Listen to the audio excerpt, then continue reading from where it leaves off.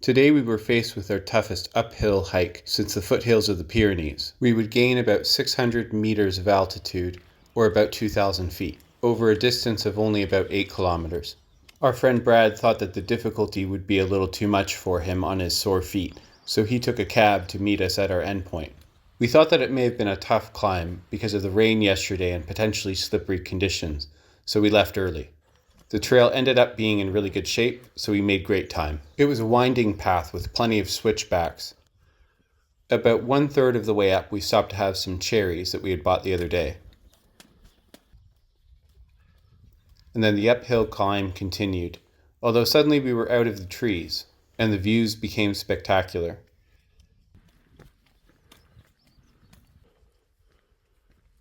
Morning light was peeking over the hills to our right in the east, and while our views opened up, the trail kept ascending.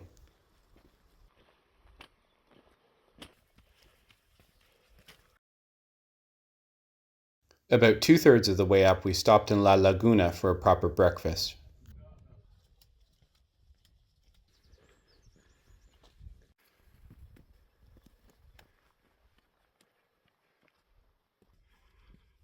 By our last bit of climbing, we had full 180-degree views.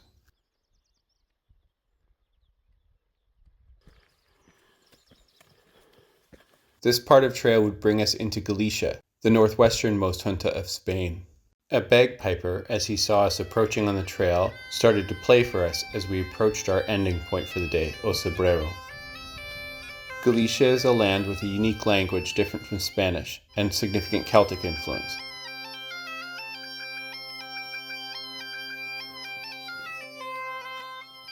Buildings here, called paiosa, have thatched roofs just like you'd expect to see in Celtic lands. With a lot of time in the morning to kill, we had as many breakfasts as our hearts could desire. The local church in Cebreiro is the resting place of a priest, Elias Velinia, who is responsible for ensuring the survival of the Camino into modern day. He popularized the yellow arrow trailblazes that you see everywhere on the Camino.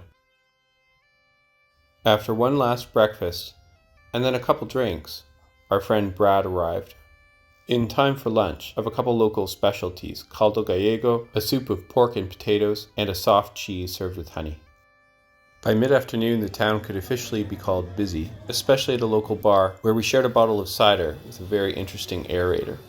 We could eventually check into our place to stay for the night, Casa Anton, and then we went out for a dinner of croquettes, pork loin, a pork dish called zorza, and more local cheese. No sprains, no strains, and Brad's healing blisters.